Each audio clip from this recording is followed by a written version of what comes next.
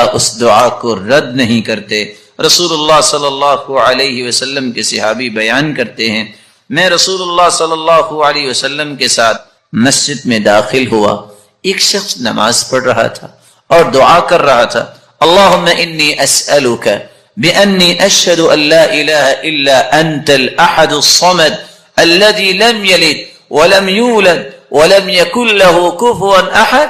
ان الفاظ کے ساتھ اس نے دعا کی تو اللہ کے رسول صلی اللہ علیہ وسلم فرمانے لگے، والذی نفسی بیدہ لقد سأله باسمه الأعظم الذي إذا سئل به أعطى وإذا دعي به أجاب۔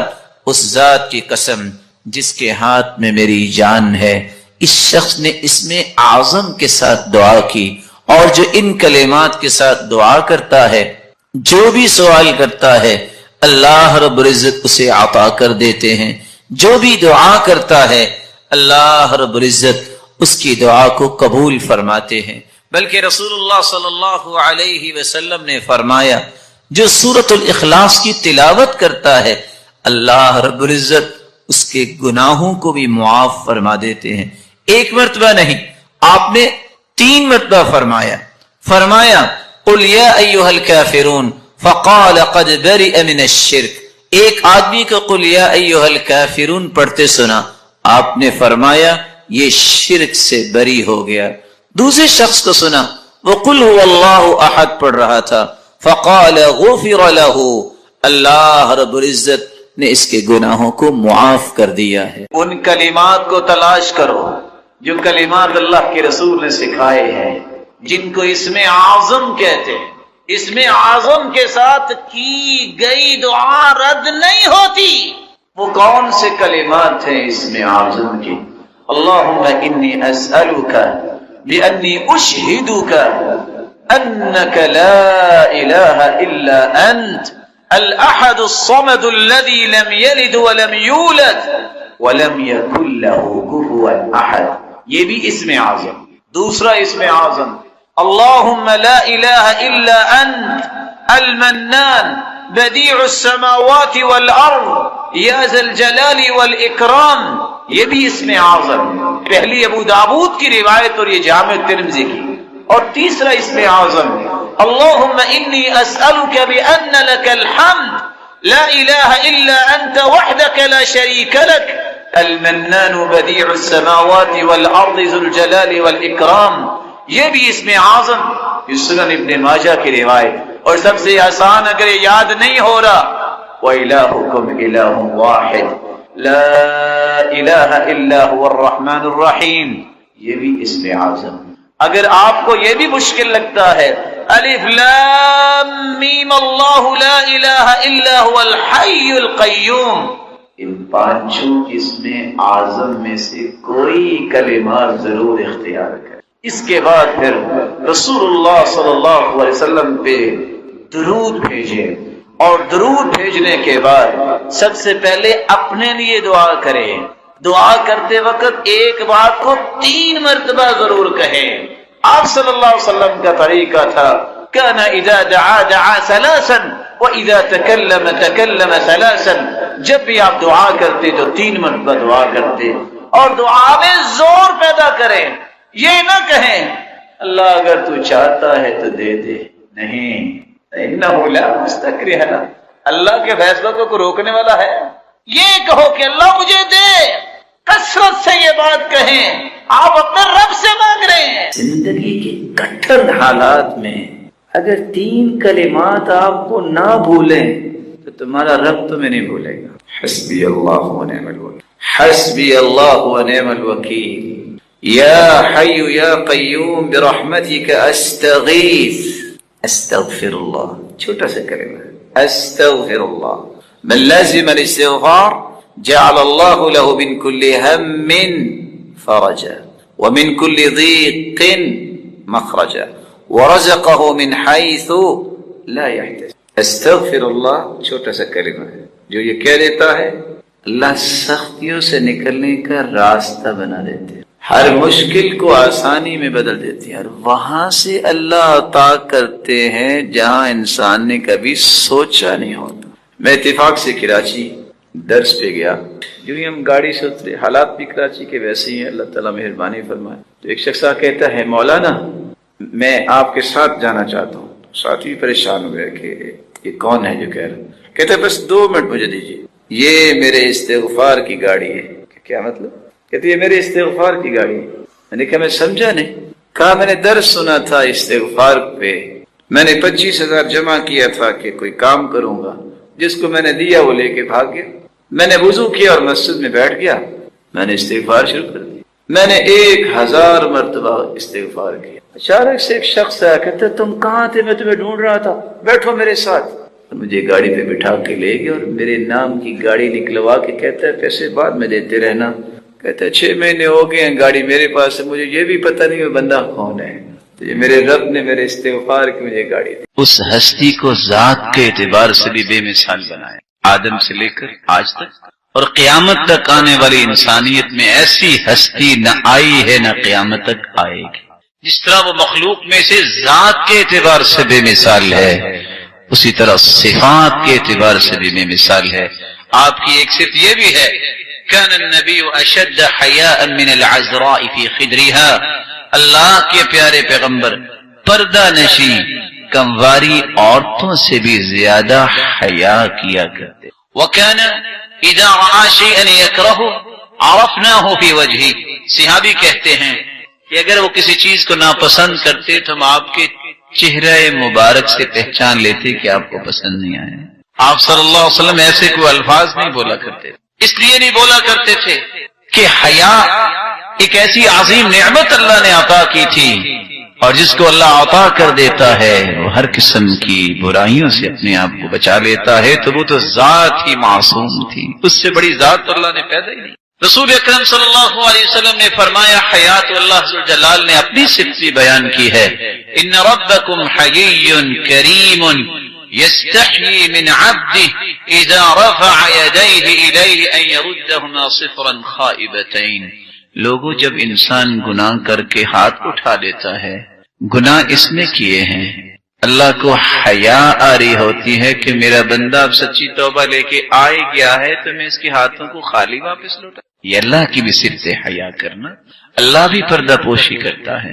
من ستر مسلما سترہ اللہ یوم القیامہ، کسی کی ذاتی اگر غلطی ہو اس پہ پردہ پوشی کو کرتا ہے تو قیامت کا دن ہوگا، یجعلہ اللہ تحت کنفی، اللہ چھپا کے اس سے پوچھیں گے، کوئی نہیں دیکھ رہا ہوگا، میرے بندے یہ تو نے گناہ کیا؟ نعم یا رب کیا۔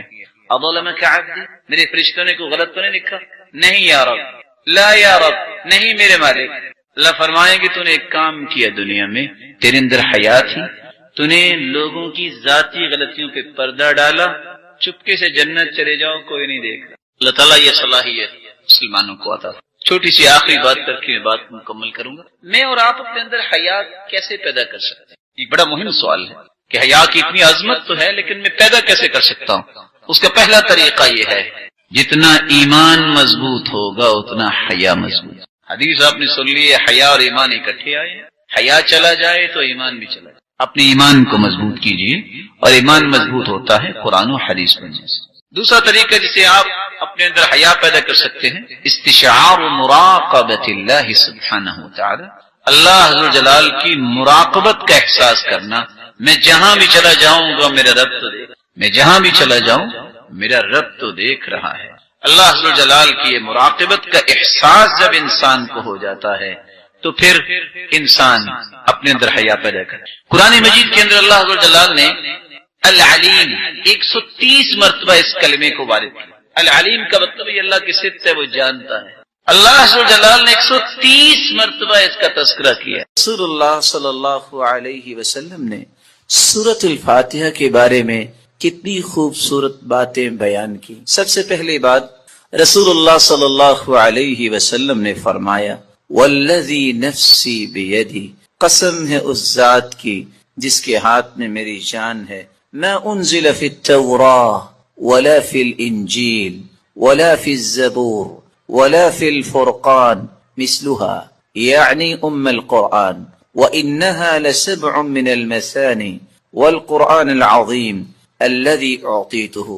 اللہ تعالیٰ نے آسمانی اور الہامی کتابوں میں سے نہ تو تورات میں ایسی صورت نازل کی، نہ انجیل میں ایسی صورت نازل کی، نہ ہی زبور میں ایسی کوئی صورت نازل کی، اور نہ ہی قرآن مجید میں ایسی صورت ہے جیسی اللہ تعالیٰ نے سورۃ الفاتحہ کو نازل کر کے اپنی مخلوق پر انعام کیا ہے۔ یہ 7 آیتیں بار بار پڑھی جانے والی ہیں، یہ ام القرآن بھی ہے، قرآن مجید کی ماں کا درجہ اس کو دیا گیا، ام الکتاب بھی ہے، یہ کتاب کی، کتاب اللہ کی ماں کا درجہ دیا گیا اس کو۔ رسول اللہ صلی اللہ علیہ وسلم نے ایک دوسری روایت میں فرمایا کہ سورۃ الفاتحہ یہ ایک بے مثال نور ہے، ایک ایسی روشنی ہے۔ سیدنا عبداللہ ابن عباس رضی اللہ تعالی عنہ بیان کرتے ہیں، بینما جبریل قاعد عند النبی صلی اللہ علیہ وسلم سمع نقیضا من فوقه فرفع رأسه فقال، رسول اللہ صلی اللہ علیہ وسلم کے پاس جبریل امین تشریف فرما تھے، اچانک سے ایک آواز آئی، رسول اللہ صلی اللہ علیہ وسلم نے اپنا سر مبارک اٹھایا اور پوچھا یہ آواز کیسی ہے؟ تو جبریل امین نے جواب دیا، هذا باب من السماء فتح اليوم لم يفتح قط الا اليوم، آسمان کا یہ وہ دروازہ کھلا ہے جو آج تک نہیں کھلا تھا۔ فنزل منه ملک، اور اس دروازے سے ایک فرشتہ زمین کی طرف اترا ہے، فقال هذا ملک نزل الى الارض لم ينزل قط، پہلے نہیں اتارا گیا یہ فرشتہ الا اليوم، آج ہی اس کو اترنے کا حکم دیا گیا۔ فسلم، اور اس فرشتے نے اتر کر سلام کہا، وقال ابشر بنورین، اے اللہ کے محبوب 2 روشنیوں کے لیے، 2 روشنیاں اور 2 نوروں کے ساتھ آپ کو خوشخبری دینے آیا ہوں، اوتیتہما لم یؤتہما نبی قط قبلک، ایسے نور جو آپ سے پہلے کسی نبی کو عطا نہیں کیے گئے۔ فاتحۃ الکتاب ایک سورۃ الفاتحہ ہے، وخواتیم سورۃ البقرہ، اور سورۃ البقرہ کی آخری آیات ہیں۔ لن تقرأ بحرف منہما الا اعطیت، سورۃ البقرہ کی آخری آیتیں اور سورۃ الفاتحہ کا کوئی بھی حرف آپ پڑھیں تو اللہ رب العزت اس ایک ایک حرف کے بدلے عطائیں کرتے ہیں، اور یہ روایت صحیح طرف، بلکہ رسول اللہ صلی اللہ علیہ وسلم نے اس سورت کی عظمت کو بیان کرتے ہوئے صحابہ کرام کو کتنی خوبصورت بات سمجھائی۔ صحیح بخاری کا وہ واقعہ کتنا مشہور ہے کہ جب صحابہ کرام بنی سلیم کے قبیلے میں پہنچے، جب پتہ چلا ایک آنے والی عورت نے بتایا کہ ہمارے قبیلے کے سردار کو بچھو نے کاٹ لیا ہے، کیا آپ کے پاس کوئی ایسا شخص ہے جو شخص دم کر سکتا ہو؟ تو رسول اللہ صلی اللہ علیہ وسلم کے ایک صحابی جنہوں نے صرف سورۃ الفاتحہ تلاوت کی اور اس کو دم کر دیا، رسول اللہ صلی اللہ علیہ وسلم کے اس صحابی نے اس سورۃ الفاتحہ کو پڑھنے کے بعد جب دم کیا تو وہ شخص ایسی شفا کی طرف چلا گیا، وَكَأَنَّمَا نُشِطَ مِنْ عِقَالٍ، جیسے کوئی گرہ باندھی ہو کھول دی جائے۔ رسول اللہ صلی اللہ علیہ وسلم کے صحابہ نے کہا جب تک اللہ کے رسول سے بات نہ ہو جائے تو یہ انہوں نے جو 30 بکریاں بطور عوض اس کے دیا ہے، ہم اس وقت تک کوئی بات نہیں کریں گے۔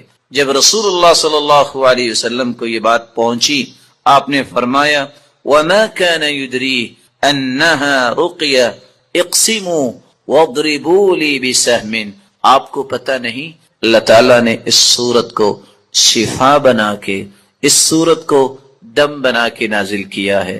اور یہی بات ابن القیم رحمۃ اللہ علیہ نقل کرتے ہیں کہ میں نے کتنے سفر کیے اور جب بھی میں بیمار ہوا تو میں نے اللہ کے پیارے پیغمبر کی اس بات پہ یقین کر کے دوائی نہیں لی، بلکہ سورۃ الفاتحہ پڑھتا اور میں دم کر لیتا اپنے آپ کو، اللہ رب العزت مجھے شفا یاب کر دیتے۔ سورۃ الفاتحہ یہ عظیم ترین سورت ہے۔ رسول اللہ صلی اللہ علیہ وسلم کے صحابی سیدنا ابو سعید بن معلہ بیان کرتے ہیں، مر بی النبی صلی اللہ علیہ وسلم وانا اصلی، اللہ کے رسول صلی اللہ علیہ وسلم میرے پاس سے گزرے، میں نماز پڑھ رہا تھا، مجھے انہوں نے آواز دی، میں نے سلام پھیرا، اور سلام پھیرنے کے بعد اللہ کے رسول صلی اللہ علیہ وسلم کی خدمت اقدس میں حاضر ہوا۔ آپ نے فرمایا میں نے آپ کو آواز دی، الم یقل اللہ یا ایھا الذین آمنوا استجیبوا للہ وللرسول، آپ نے اللہ کا یہ کلام نہیں سنا کہ جب اللہ اور اس کے رسول کی بات ہو تو اس بات کو فوراً مانو، لبیک کہو۔ کہا اللہ کے رسول صلی اللہ علیہ وسلم میں نماز پڑھ رہا تھا۔ پھر اللہ کے رسول صلی اللہ علیہ وسلم نے فرمایا الا اعلمک اعظم سورۃ فی القرآن قبل ان اخرج، کیا میں تمہیں قرآن مجید کی سب سے عظیم سورت نہ سکھا دوں اس سے پہلے کہ تم مسجد سے نکل جاؤ، اپنے گھر کو لوٹ جاؤ؟ میں نے کہا کیوں نہیں؟ تو رسول اللہ صلی اللہ علیہ وسلم نے جو سورت سکھائی، جو قرآن مجید کی عظیم ترین سورت ہے، وہ سورۃ الفاتحہ کی تعلیم دی۔ یہی وجہ ہے رسول اللہ صلی اللہ علیہ وسلم نے یہ فیصلہ سنا دیا، کاش اس فیصلے کو بھی امت مان لے۔ لا صلاۃ لمن لم یقرأ بفاتحۃ الکتاب، جو شخص نماز کے اندر سورۃ الفاتحہ نہیں پڑھتا اس کی نماز نہیں ہوتی، جیسا کہ صحیح بخاری کی روایت ہے۔ اور صحابی تو بیان کرتے ہیں، عبادہ بن صامت رضی اللہ تعالی عنہ کہ فجر کی نماز ہم نے پڑھی اللہ کے رسول صلی اللہ علیہ وسلم کے پیچھے، جب رسول اللہ صلی اللہ علیہ وسلم قرآن کی تلاوت کر رہے تھے، فثقلت علیہ القراءۃ، قرات آپ پہ بوجھل ہوئی، رسول اللہ صلی اللہ علیہ وسلم نے سلام پھیرا اور سوال کیا لعلکم تقرؤون خلف امامکم، کیا تم امام کے پیچھے بھی پڑھتے ہو؟ تو صحابہ کرام نے کہا جی ہاں۔ تو رسول اللہ صلی اللہ علیہ وسلم نے فرمایا لا تقرؤوا لا تفعلوا كما فی روایت اخرى، دوسری روایت کے الفاظ ہیں لا تفعلوا الا بفاتحة الکتاب، امام کے پیچھے کھڑے ہو کر تم صرف سورۃ الفاتحہ پڑھا کرو، فإنه لا صلاة لمن لم يقرأ بها، کیونکہ سورۃ الفاتحہ پڑھنے کے بغیر نماز نہیں ہوتی۔ یہ ایسی خوبصورت اور ایسی مبارک صورت ہے جو اللہ اور اس کی مخلوق کے درمیان مکالمے کا ایک خوبصورت جوہر ہے، ایسا گوہر ہے، انسان الحمدللہ رب العالمین کہتا ہے تو اللہ رب العزت فرماتے ہیں حمیدنی عبدی، میرے بندے نے میری حمد و توصیف بیان کی۔ جب بندہ مومن الرحمن الرحیم کہتا ہے تو اللہ رب العزت فرماتے ہیں اثنى علی عبدی، میرے بندے نے میری تعریف کی ہے۔ جب بندہ مومن یہ کہتا ہے مالک یوم الدین تو اللہ رب العزت فرماتے ہیں مجدنی عبدی، میرے بندے نے میری بزرگی بیان کی ہے۔ جب انسان بندہ مومن یہ کہتا ہے ایاک نعبد و ایاک نستعین تو اللہ رب العزت فرماتے ہیں ھذا بینی و بین عبدی ولعبدی ما سأل، یہ میرے اور میرے بندے کے درمیان ہے، جو کچھ بھی میرا بندہ مانگے گا میں اسے عطا کروں گا۔ تو اللہ رب العزت کے ساتھ ہم کلام ہونے کا یہ خوبصورت ذریعہ ہے۔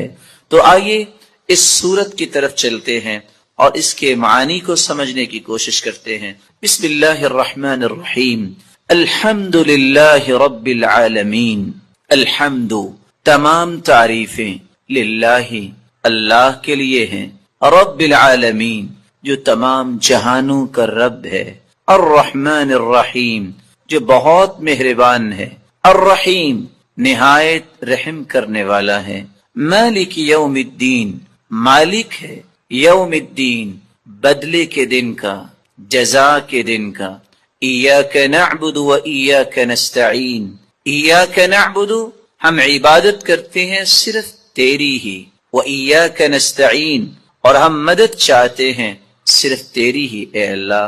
اہدنا الصراط المستقیم، ہدایت دے ہمیں، الصراط المستقیم سیدھے راستے کی، صراط الذین انعمت علیہم راستہ ان کا جن پر تو نے انعام کیا، غیر المغضوب علیہم نہ کہ ان کا راستہ جن پر غضب کیا گیا، ولا الضالین اور نہ ان کا راستہ جو گمراہ ہوئے۔ رسول اللہ صلی اللہ علیہ وسلم کے فرامین کی روشنی میں اس سورت کی 5 باتیں ہمیں یاد رکھنی چاہیے۔ جب رسول اللہ صلی اللہ علیہ وسلم نے فرما دیا کہ سورت الفاتحہ کے بغیر نماز نہیں ہوتی، تو بندہ مومن کو یہ یقین کر لینا چاہیے، آپ کو 10 دلائل کوئی پیش کر دے، آپ کو 10 کو دلائل پیش کر دے، جب تک سورت الفاتحہ آپ نہیں پڑھ لیتے کبھی بھی اس بات پہ اطمینان نہ کیجئے گا کہ میری نماز مکمل ہوئی ہے یا نہیں۔ مکمل اس وقت ہوگی جب سورۃ الفاتحہ کی تلاوت کی جائے گی۔ رسول اللہ صلی اللہ علیہ وسلم کے فرامین کی روشنی میں دوسرا پیغام میرے اور آپ کے لیے یہ ہے کہ یہ سورت شفا ہے، یہ سورت دم ہے۔ اپنے آپ کو بھی اور اپنی اولاد کو بھی دم کیا کرے، اور اس کے لیے سورۃ الفاتحہ سے بڑھ کر کوئی نسخہ کیمیا، کوئی تریاق نہیں۔ تیسرا پیغام اس سورت کا جو مجھے اور آپ کو سمجھنا ہے کہ اللہ کی تعریف اللہ کو بہت پسند ہے۔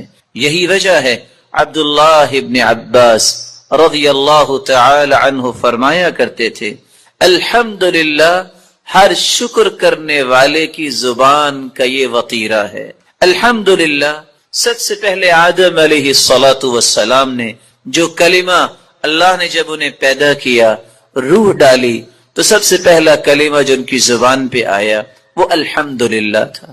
نوح علیہ السلام نے بھی کہا فَقُلِ الْحَمْدُ لِلَّهِ الَّذِي نَجَّانَا مِنَ الْقَوْمِ الظَّالِمِينَ، اور ابراہیم علیہ السلام نے بھی یہی کہا الحمدللہ الذی وہب لی علی الکبر اسماعیل و اسحاق، اور داود اور سلیمان علیہم السلام کے قصے میں بھی یہی بات ملتی ہے، وقال الحمدللہ الذی فضلنا علی کثیر من عباده المؤمنین، اور اللہ رب العزت نے اپنے پیغمبر سے بھی مخاطب ہو کر فرمایا وقل الحمدللہ الذی لم يتخذ ولدا، اور اللہ رب العزت نے قرآن مجید میں اس بات کا تذکرہ کیا کہ جنتیوں کی زبان پہ بھی اگر کوئی بات ہوگی تو وہ یہی ہوگی الحمدللہ الذی اذهب عنا الحزن، اور وآخر دعواہم ان الحمدللہ رب العالمین۔ لائق ست تکریم سامعین مکرم، اللہ رب العزت ہم سب کے خالق و مالک ہیں۔ مالک الملک نے جس طرح ہماری تخلیق فرمائی، ہماری زندگی کے تمام زاویوں کو خوبصورت بنانے کے لیے ایک خوبصورت نظام دیا، جس نظام کے مختلف پہلو اور زاویے ہیں۔ ان زاویوں میں سے ایک زاویہ یہ ہے جس کا تذکرہ اللہ تعالیٰ نے اس آیت مبارکہ کے اندر کیا ہے، ان عدت الشہور عند اللہ 12 شہرا فی کتاب اللہ۔ اللہ تعالیٰ نے جب کائنات کی تخلیق فرمائی تو لوح محفوظ میں سال کے 12 مہینے لکھے۔ یوم خلق السماوات والارض، جب آسمانوں اور زمین کی تخلیق فرمائی تو یہ اس دن سے ہی 12 مہینوں کا تعین کیا گیا۔ منہا 4 حرم، ان 12 مہینوں میں 4 حرمت والے مہینے ہیں۔ ذالک الدین القیم، اور یہ نظام مضبوط دین کا نظام ہے۔ فلا تظلموا فیہن انفسکم، تم ان مہینوں میں اپنے آپ پہ بھی ظلم نہ کرنا، بلکہ وقاتل المشرکین کافہ، مشرکین سب کے سب جو کسی بھی حرمت کو پامال کرنے میں کوئی گریز نہیں کرتے، ان سب مشرکوں سے تم قتال کرنا۔ کما یقاتلونکم کافہ، جس طرح مشرکین بغیر کسی ترتیب کے اور بغیر کسی تحفظ کے سب مسلمانوں کے ساتھ قتال کرتے ہیں۔ وَاعْلَمُوا، اور یقین کر لو، ان اللہ مع المتقین، اللہ کی نصرت، اللہ کی معیت خاصہ، اللہ کی تائید یہ متقین کے ساتھ ہوگی۔ آج کی اس مبارک مجلس میں ہماری گفتگو کا محور صرف 3 نکات ہوں گے، جن 3 نکات میں ہم مختلف پہلوؤں کو پیش کرنے کی کوشش کریں گے۔ سب سے پہلا نقطہ، محرم کیا ہے؟ آیت کے اندر آپ نے سنا منہا 4 حرم، ان 12 مہینوں میں 4 مہینے حرمت والے مہینے ہیں، ذوالقعدہ، ذوالحجہ، محرم الحرام اور رجب۔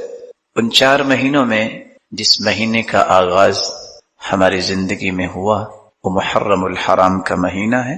محرم کسے کہتے ہیں اور اس مہینے کی فضیلت کیا ہے، اور تیسرا نقطہ، اس مہینے کے پیغامات کیا ہیں، ایک مسلمان کو یہ مبارک مہینہ کیسے گزارنا چاہیے۔ تو آئیے پہلے نقطے کی طرف۔ محرم کا لغوی معنی لائق احترام، محرم کا لغوی معنی مقدس، محرم کا معنی عظمت والا، محرم کا معنی حرام کیا گیا، محرم کا معنی ممنوع۔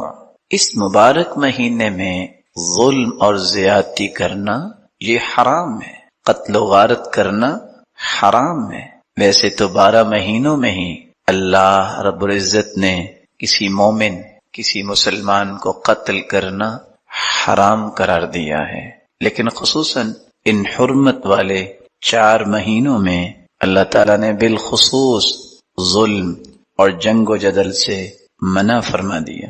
رسول اللہ صلی اللہ علیہ وسلم نے مسلمانوں کو جو تربیت دی اس کا یہ خوبصورت پہلو یہ ہے کہ یہی وہ 4 حرمت والے مہینے ہیں، ذوالقعدہ، ذوالحجہ اور محرم، اور اسی طرح رمضان المبارک سے پہلے رجب اور پھر شعبان اس کے بعد آتا ہے۔ اہل مکہ پہلے 3 مہینوں میں ذوالقعدہ، ذوالحجہ اور محرم حج کی سعادت کے لیے بیت اللہ کا رخ کرتے، جو پوری کائنات کے لیے اللہ کا گھر قرار دیا گیا، اور 4تھے مہینے میں رجب کا مہینہ جو ہے اس میں عمرے کے لیے بیت اللہ کا رخ کرتے۔ اللہ تعالیٰ نے ان 4 مہینوں میں جنگ و جدل بند کرنے کا بالخصوص حکم دے دیا اور امن کی ضمانت مسلمانوں میں پیش کرنے کا حکم دیا کہ کوئی شخص اگر بیت اللہ کی طرف رخ کرتا ہے تو اس کا مال، اس کی عزت اور اس کا خون محفوظ ہو، تاکہ وہ اللہ کی عبادت کے ساتھ ساتھ اللہ تعالیٰ کے بتائے ہوئے طریقوں کے مطابق اچھے انداز سے بیت اللہ کی جہاں زیارت کرے وہاں مناسک کو پورا کر سکے۔ یہ مہینہ لائق احترام ہے، حرمت والا ہے، اس کا اکرام اور احترام ہونا چاہیے۔ کس انداز سے، احادیث کی روشنی میں ابھی ہم انشاءاللہ بیان کریں گے۔ یہ عظمت والا مہینہ ہے، یہ تقدس والا مہینہ ہے، کس انداز سے، اس ضمن میں بھی ہم چند احادیث پیش کریں گے۔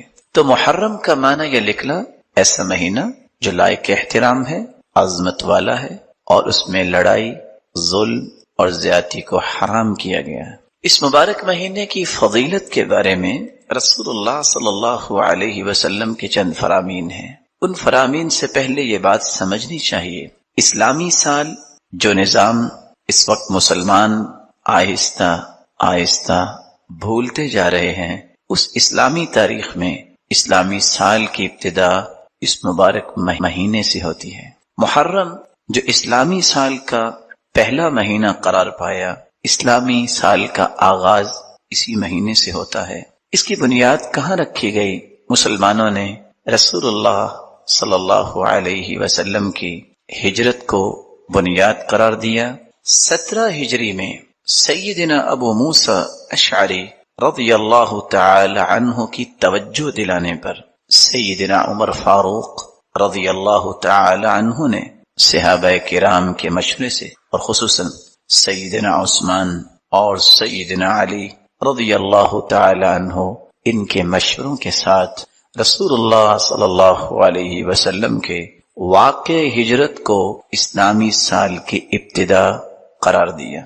چونکہ مدینہ منورہ کی طرف رسول اللہ صلی اللہ علیہ وسلم کی ہجرت کا آغاز ماہ ذوالحجہ کے آخر میں ہوا تھا، اس کے بعد جو چاند نئے مہینے کا طلوع ہوا وہ محرم کا چاند تھا، اسی لیے اسلامی سال کا آغاز اس کے لیے ماہ محرم کو پہلا مہینہ قرار دیا گیا۔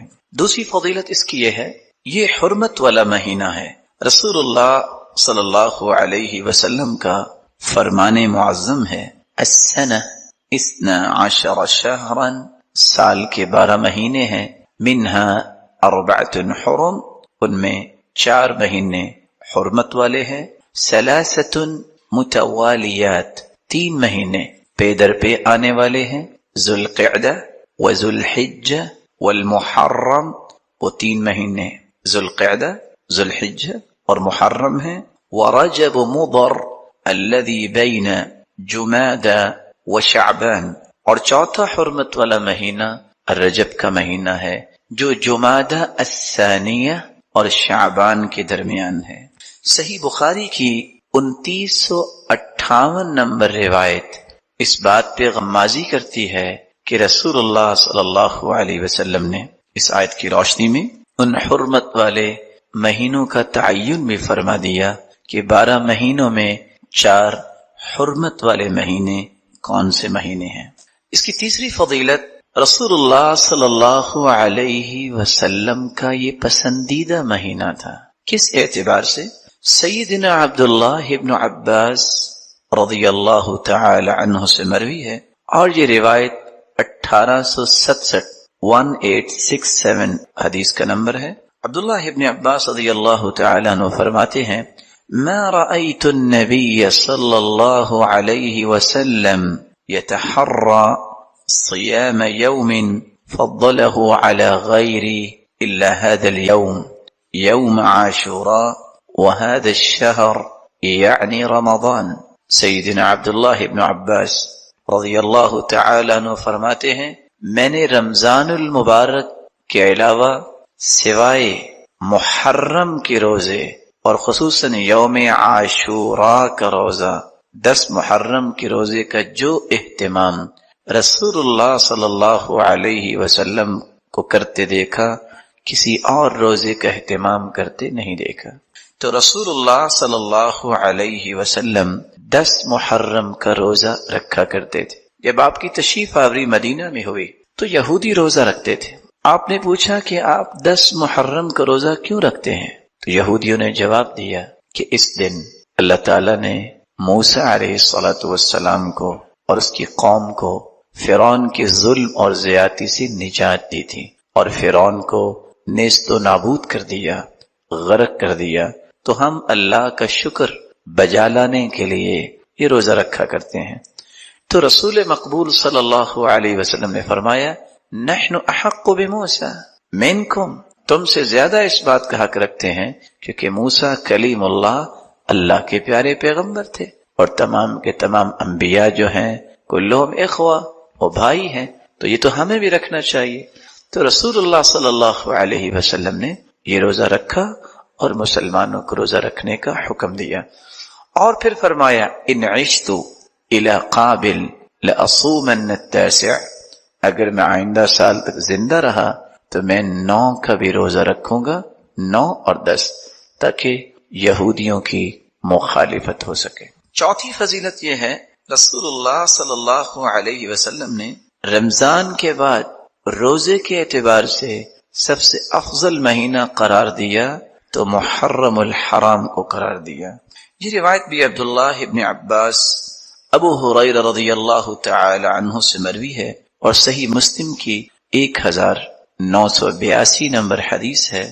رسول اللہ صلی اللہ علیہ وسلم کا فرمان ہے، افضل الصیام بعد رمضان شہر اللہ الذي تدعونه المحرم، رمضان کے بعد سب سے افضل روزے اس مہینے کے ہیں جس کو تم محرم کہتے ہو، شہر اللہ جو اللہ کا مہینہ ہے اور تم اس کو محرم بولتے ہو۔ 5ویں فضیلت، یہ مبارک مہینہ گناہوں کی معافی کا مہینہ قرار دیا گیا، اس اعتبار سے سیدنا عبداللہ ابن عباس کی روایت جو صحیح مسلم میں 1162 نمبر پہ ہے، رسول اللہ صلی اللہ علیہ وسلم نے فرمایا، احتسب علی اللہ ان یکفر السنہ التي قبلہ، جو 10 محرم کا روزہ رکھتا ہے 1 سال کے گناہوں کو اللہ تعالیٰ 1 روزے کی وجہ سے معاف فرما دیتے ہیں۔ اور دوسری روایت کے الفاظ ہیں، یہ روایت ابو قتادہ رضی اللہ تعالی عنہ سے ہے، اور 1163 نمبر یہ روایت ہے۔ رسول اللہ صلی اللہ علیہ وسلم سے سوال کیا گیا، وَسُئِلَ عَنْ صَوْمِ يَوْمِ عَاشُورَا، 10 محرم کے متعلق، روزہ رکھنے کے متعلق سوال کیا گیا، فقال يكفر السنة الماضية، اس ایک دن کے روزہ رکھنے سے سابقہ گزرے ہوئے 1 سال کے گناہوں کو اللہ تعالی معاف فرما دیتے ہیں۔ اس کی چھٹی فضیلت، اس مہینے کو اللہ کا مہینہ کہا گیا، اللہ کی نزدیک یہ معزز مہینہ ہے۔ سیدنا ابو ہریرہ رضی اللہ تعالی عنہ روایت کرتے ہیں، رسول اللہ صلی اللہ علیہ وسلم نے فرمایا، 1982 نمبر صحیح مسلم کی روایت ہے، افضل الصیام بعد رمضان شہر اللہ الذي تدعونه المحرم، رمضان المبارک کے بعد سب سے افضل روزے اس اللہ کے مہینے کے روزے ہیں جس کو تم محرم کہتے ہو۔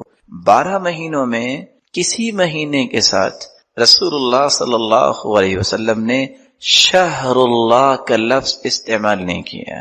یہ اعزاز صرف اور صرف اسی مہینے کو حاصل ہوا۔ رسول اللہ صلی اللہ علیہ وسلم نے اس مہینے میں اپنی بیٹی کی شادی کی، اس اعتبار سے بھی یہ مہینہ معزز ہے۔ آپ صلی اللہ علیہ وسلم نے اپنی بیٹی ام کلثوم کا نکاح سیدنا عثمان رضی اللہ تعالی عنہ سے محرم 3 ہجری جون 624 میلادی میں اپنی بیٹی کا نکاح اسی مبارک مہینے میں کیا، اور محرم کی 3 تاریخ کو کیا، اور اتفاق یہ ہے کہ اس وقت ہم بھی محرم کے مہینے میں ہیں۔ اللہ تعالی ہمیں ایمان کی حالت میں اس مہینے کی خیر و برکت حاصل کرنے کی۔ ورجل تصدق بصدقة فأخفاها حتى لا تعلم شماله ما تنفق يمينه، چھٹا وہ انسان ہے جس کو اللہ ذوالجلال نے مال تو دیا ہے، دل بھی دیا ہے۔ آج لوگوں کے پاس مال تو ہے، دل نہیں ہے۔ صدقہ اس طرح خفیہ کرتا ہے، دائیں ہاتھ سے صدقہ کیا ہے، بائیں ہاتھ کو بھی پتہ نہیں چلتا۔ جس دن کوئی سایہ نہیں ہوگا اللہ عرش کا سایہ نصیب فرمائیں گے۔ آج کسی نے کسی غریب کو اگر 10 روپے کی چیز دینی ہوتی ہے، شیطان اس طرح تسلط جما چکا ہے کہ اس کو بھی پکچر اتار کے دیتے ہیں، پتہ چلے یہ 10 روپے میں نے دیے۔ اور ادھر عبداللہ بن مبارک آتے ہیں، اپنے شاگرد کے بارے میں پوچھتے ہیں، جواب دینے والے نے کہا وہ تو جیل میں ہے۔ کہا وہ تو بہت لائق میرا شاگرد تھا، جیل میں کیسے چلا گیا؟ کہا بس حالات بنے، قرض آ گیا، قرض کی ادائیگی نہیں کر سکا، اور لوگ صبر نہیں کر سکے، انہوں نے جیل کروا دی۔ کہا کیسے نکل سکتا؟ کہا قرض ادا کر دے۔ مال دیا کہ جاؤ قرض ادا کرو، قرض ادا کیا، اور وہ جیل سے باہر آیا، خود آگے دعوت کے لیے اگلے شہر چلے گئے۔ لوگوں نے کہا آپ کے استاد آئے تھے، تمہارے بارے میں پوچھ رہے تھے۔ تو شاگرد کہتا کہاں ہے وہ؟ کہا وہ تو فلاں شہر چلے گئے۔ پیچھے پہنچا، کہا بیٹا تم کہاں تھے؟ میں جیل میں تھا۔ قصہ سنایا۔ اچھا تو پھر کیسے جیل سے نکلے؟ کہا کسی نے قرض ادا کر دیا۔ کہتے سب سے پہلے 2 رکعتیں پڑھ کے اللہ کا شکر کرو جس کی توفیق سے تیرا قرض اتارنے والے نے قرض اتارا، پھر اس کی بخشش کی دعا کرنا۔ نہیں بتایا کہ کس نے یہ کام کیا۔ جب عبداللہ ابن المبارک رحمہ اللہ فوت ہوئے، اس شخص نے کہا جانتے ہو وہ قرض کس نے ادا کیا؟ عبداللہ ابن المبارک نے کیا۔ اور یہ بیٹا کس کا ہے؟ یہ اس باپ کا بیٹا ہے جس کو باغ کا مالی بنایا گیا۔ باغ کا مالک اپنے دوستوں کے ساتھ باغ کی سیر کرنے آتا ہے، کہتا ہے پھل لے کے آؤ۔ انہوں نے انار کے پھل توڑے سامنے رکھے۔ باغ کا مالک پریشان ہوا، کہتا آپ کو پتہ نہیں ہے کہ کون سا پھل میٹھا ہوتا ہے، آپ یہ ترش لے کے آ گئے؟ کہا آپ نے مجھے مالی رکھا تھا، پھل چیک کرنے والا بنا کے نہیں رکھا تھا۔ میں نے جب سے آیا ہوں 1 مرتبہ بھی پھل توڑا نہیں ہے، کیونکہ آپ نے مجھے اجازت نہیں دی تھی۔ ساتھیوں سے تحقیق ہوئی، کہا ایسا ہی ہے۔ بلایا، متاثر ہوا، کہتا ہے میں تجھ سے مشورہ کرنا چاہتا ہوں، میری ایک ہی بیٹی ہے، میں شادی کرنا چاہتا ہوں، کس سے کروں؟ تو عبداللہ ابن المبارک کے باپ نے کہا اما الیہود فیزوجون للمال، یہودی مال کو دیکھ کے شادی کرتے ہیں، والنصارى یزوجون للجمال، عیسائی جمال کو دیکھ کے شادی کرتے ہیں، والعرب یزوجون للنسب، اور عرب جو ہیں وہ حسب نسب کو دیکھ کے شادی کرتے ہیں، والمؤمنون یزوجون للتقوى، اور مومنوں کا ایک ہی مقصد ہوتا ہے جہاں تقوی ہوگا وہاں شادی ہوگی۔ کہا پھر میں نے آج تک اتنا متقی انسان نہیں دیکھا، میں اپنی بیٹی کا نکاح تیرے ساتھ کرتا ہوں۔ چند پھلوں کو چھوڑا عبداللہ بن مبارک کے باپ نے، کیا قیمت ہے؟ آج اللہ کی قسم آنسو نکل آتے ہیں بسا اوقات، سوکھے ہوئے گنے کو توڑنے کے لیے 50 سالہ لوگ جو ہیں وہ ٹرالے کے ساتھ لٹک رہے ہوتے ہیں۔ شرمندگی دیکھتے وقت ہوتی ہے، اس قدر انسان کچے دل والا بھوکا انسان ہو گیا ہے، اس کو سوچ نہیں ہے کہ یہ بھی چوری ہے، اس چوری کا بھی قیامت کو حساب ہوگا۔ اللہ ذوالجلال نے دیکھے چند پھل کتنے کو اس نے کھا لینے تھے چھوڑ دیا، اللہ ذوالجلال نے اس باغ کا بھی مالک بنایا، بلکہ باغ کے مالک کی بیٹی کا بھی مالک کس طرح بنایا، اس کا خامن بنا دیا۔ اور عبداللہ بن مبارک اسی کے بیٹے۔ عبداللہ بن مبارک میدان جہاد میں ہیں، رومیوں میں سے ایک بہادر نکلا، مسلمانوں سے نکلا، مسلمان شہید ہو گیا، پھر دوسرا آیا، مبارزت ہوئی، مسلمان شہید ہو گیا، پھر تیسرا آیا، مسلمان شہید ہو گیا۔ آگے بڑا ایک شخص جس کا منہ لپیٹا ہوا ہے، اس نے جاتے ہی رومی کے ٹکڑے کر دیے، مسلمانوں کے اندر جوش آیا، خوش ہوئے۔